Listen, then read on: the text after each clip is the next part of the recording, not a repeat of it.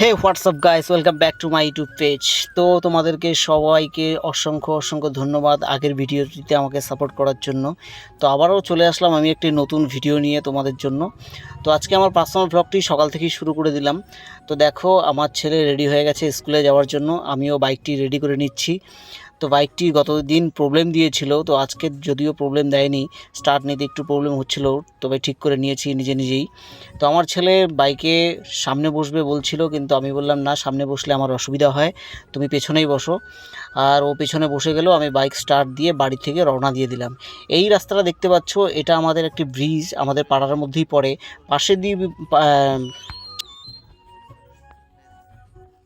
ব্রিজের পাশ দিয়েই চলে গেছে আমাদের রেল লাইন, রেল ব্রিজও একটা পড়ে। তো এই জায়গাটা খুব সুন্দর, এখানে অনেক মানুষ রিলস ভিডিও বানায়। তো আমি আমার ছেলে মেলে একটু দাঁড়ালাম ওখানে, দেখালাম ওকে যে দেখ বাবা, জায়গাটা কি সুন্দর। তারপর আমি ছেলেকে স্কুলে দিয়ে আবার সেই ব্রিজের মধ্যে এসে কয়েকটা রিলস ভিডিও বানালাম। আর এই দেখতে পাচ্ছ আমার বাইক, এটা আমার স্বপ্নের একটা ড্রিম।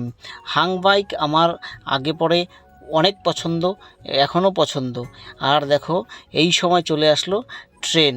তো ট্রেনটা ছিল মাল ট্রেন। তো প্যাসেঞ্জার ট্রেন হলে আরও ভালো হতো। তো তোমাদেরকে মাল ট্রেনটাই উপলব্ধি করানোর জন্য ভিডিওটা ক্যাপচার করলাম। তো তারপর দেখো, আমি আমার রাস্তা ধরে বাড়ি আসছিলাম, পাশেই দেখি দুই বন্ধু নদীর ধারে বসে নদীর জল দেখছে। নদীর জল একটু বেড়ে গিয়েছিল, তাই ওরা দেখছে জল কতটা কি কমছে, ওরা প্ল্যান করছিল যে মাছ মারবে। তো আমি ভিডিও বানিয়ে নিলাম। তারপরে বাড়ি গিয়ে ফ্রেশ হয়ে এই যে আমি বেরিয়ে পড়লাম, এখন আমি আমার কাজে চলে যাব।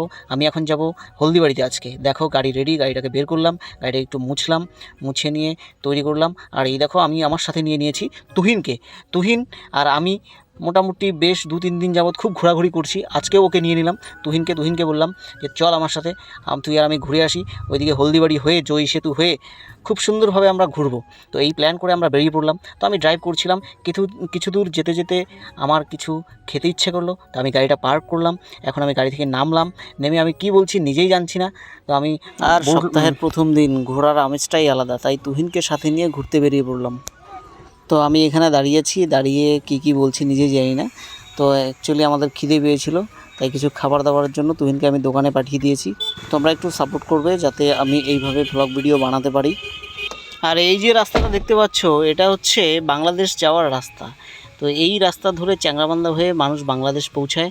তো এই যে সবুজ ধান গাছ দেখতে পাচ্ছ, তার পাশেই হচ্ছে বাংলাদেশ বর্ডার। তোমাদেরকে আরেকদিন ভিডিওতে